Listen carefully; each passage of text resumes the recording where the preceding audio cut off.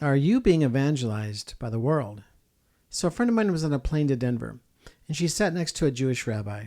They were chit-chatting about each other's faith and learning from each other.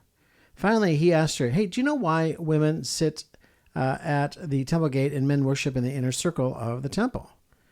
And she said, no. And she thought it was, maybe sexist. He said, no, it's not sexism. It's because the men need it. The men need formation. You see, we are being formed all the time, men and women, but men run the world, really. I mean, they're in most places of power. Not all, but most places of power. And men need formation. So most of us grow up with a similar worldview, right? And we get that from our culture. Now, have you noticed that the word culture has cult in it? And what is a cult? Let me read that definition. I got it right here. Cult is defined as a system of religious veneration and devotion directed toward a particular figure or object. The world is a melting pot of cults. And the world is spiritual because of cults. That's right. Cults have spirituality. So our culture is spiritual. Most people don't realize this, but we're born in spirituality, whether it's the world's spirituality or whether it's God's spirituality. And there's two different kingdoms. This is what Jesus was talking about when he talked about my kingdom is not of this world. So there is a spirituality already adopted to this particular world. Now, Glen, are you talking about Satanism? Yeah, I am talking about Satanism. 30 years ago, when I started in ministry, I was pretty green. And I asked the question, where is the Satanic Church? It was a question that I, really never had any answers to until the last 10 years or so. And then I realized the Satanic Church is right in front of us. And it's been right in front of us the whole time. Satan is worshipped. But most people in our culture, they don't see that. They don't think Satan's worshipped. They don't think Satan's honored. And they don't think there's an opposition against the Catholic Church or the Christian Church. And there is that opposition indeed. They say we're not in a spiritual battle. They won't even put in that pretense. They would say, it's just a war, like the Ukraine war or World War II. Or it's just abortion, or it's just gender confusion. No, behind all of that is Satan. And Satan's two fruits in John 10 is death and destruction. I mean, why do you think Pope John Paul II, called the culture of death? That's because that's exactly what it is. Now, in July 2023, the Gallup poll showed a terrifying trend. 42% of Americans do not believe in a devil. It's almost half. Now, that's 3 to 5 ticks since about 2001. And this makes a lot of sense, right? Suicide is on the rise. Suicide amongst our young children is on the rise. Our young kids is on the rise. Divorce is a mess. And traditional marriage is in the minority. And here's what I think is crazy. What happened to baptism? Mainline denominations, Protestant denominations were baptizing up until 10 or 15, 20 years ago. They stopped baptizing. So what does all this mean? It means the obvious. The world is evangelizing you. Another way to say that is we are under a huge demonic attack right now.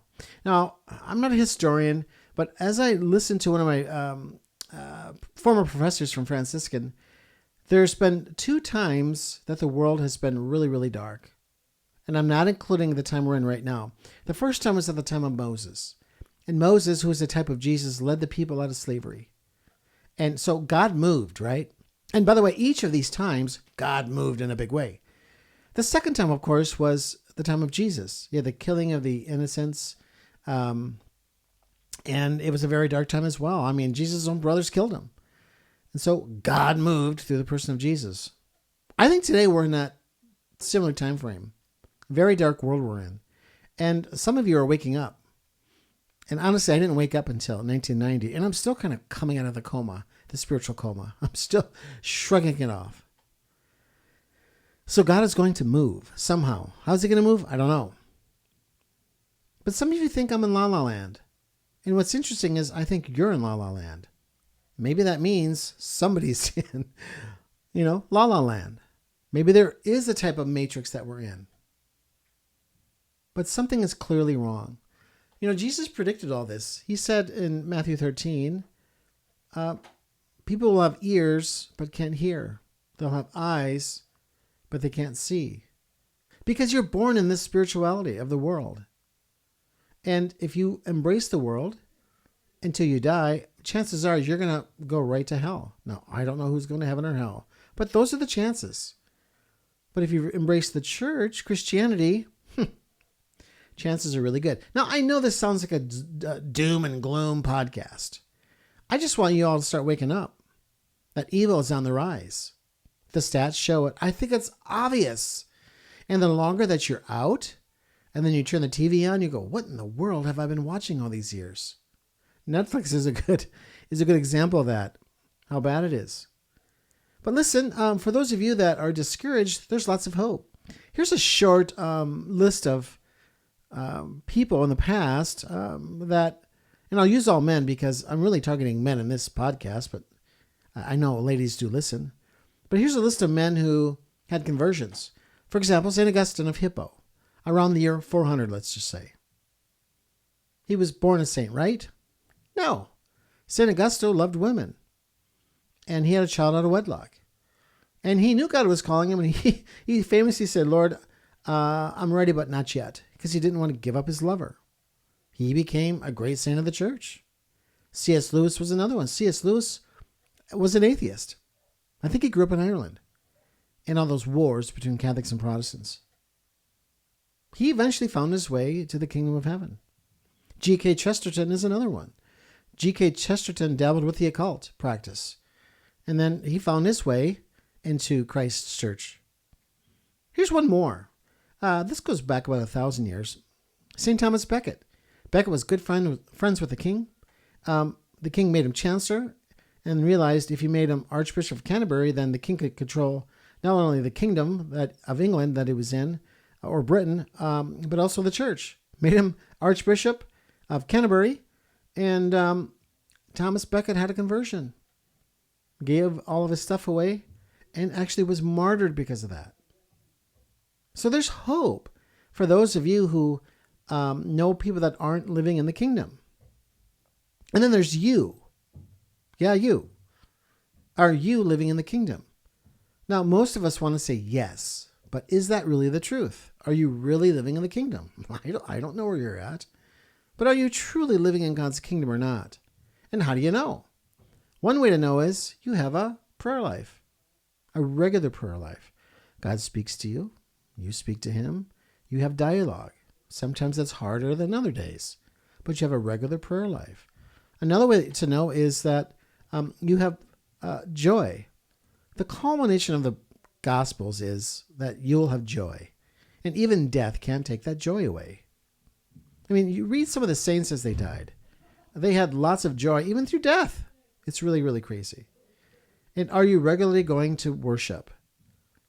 Okay, because you're seeing worship all around you in our weird culture that we're in. But weekly worship, I mean, it's a command. Keep holy the Sabbath. God gave us those commandments. We can't take them back. I mean, we can't say, well, it's in the old covenant. No.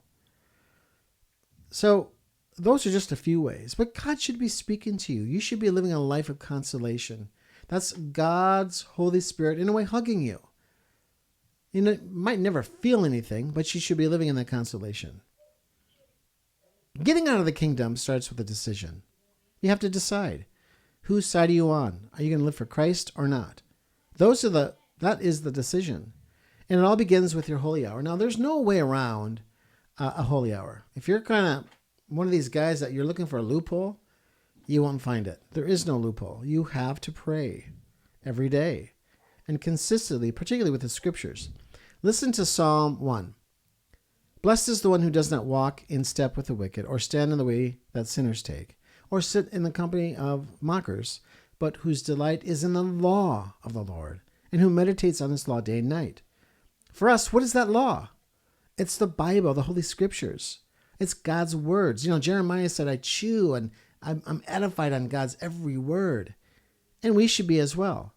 6 o'clock every morning, praying with the Scriptures. You can say your rosary first, Catholics, but open the Bible and meditate on his word. Pray over a section and just meditate on it minute after minute. So, man, it's time to take your own flight. Just like my friend took that flight with a Jewish rabbi. Take your own flight with a resurrected Jewish rabbi. Sit at his feet in the chapel of your heart. True formation begins when you book that flight. What are you waiting for? Remember, you are loved, and may God strengthen the bars of your gates. God bless you.